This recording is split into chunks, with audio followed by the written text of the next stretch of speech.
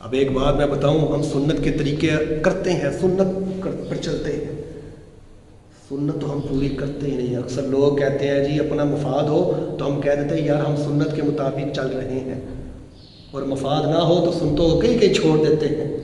نماز فرض پڑھ لیتے ہیں، سنتے چھوڑ کر چلے جاتے ہیں۔ اکثر جمعہ ہوتا ہے، جمعے کے وقت فرض پڑھ کے اور سنتیں پڑھتے نہیں چلے جاتے ہیں۔ ارے سنتوں کو پورا کرو، ایک ایک سنت کو مکمل کرو۔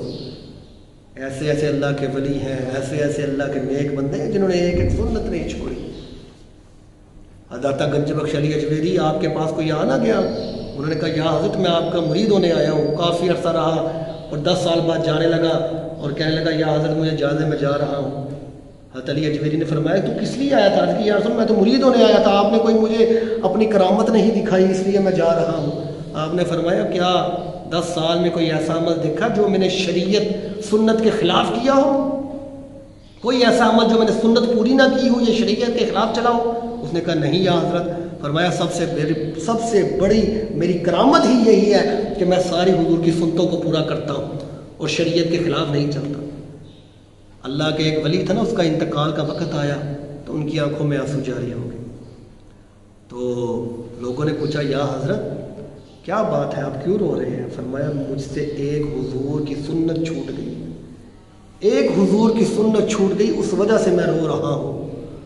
کس قدر افسوس حضرات محترم کی بات ہے کہ ان بزرگوں کی سنت چھوٹ جائے تو ان کا آنکھوں میں آنسو آ جاتے تھے، وہ رونے لگ جاتے تھے۔ کوئی سنت چھوٹ جائے تو ان کی آنکھوں میں آنسو آ جاتے تھے۔ تو آج ہم اتنی سنتیں چھوڑ دیتے ہیں، فرض ہی چھوڑ دیتے ہیں، ہم عبادت کی طرف آتے ہی نہیں ہیں، نمازیں چھوڑ دیتے ہیں، بتائیں ہمارا کیا حال ہو۔ اور وہ اللہ کے نیک بندے، ان سے ایک سنت چھوٹ گئی تو زاروں قطار رو رہے ہیں۔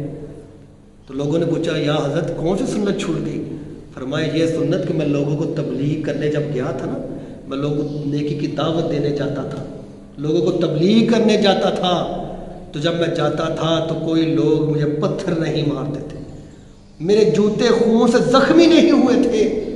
ارے جب میرے نبی کریم نے تبلیغ کی تو لوگوں نے پتھر مارے، حضور کو زخمی کیا، حضور کے جوتے مبارک خون سے تر ہو گئے۔ فرمایا وہ سنت مجھ سے آج پوری نہیں ہوئی، کاش میں بھی تبلیغ کرتا، کاش میں لوگوں کو دعوت دیتا، مجھے بھی لوگ پتھر مارتے، میرے بھی پاؤں تک خون آ جاتا، مجھے میری حضور کی سنت کو پورا کر دیتا۔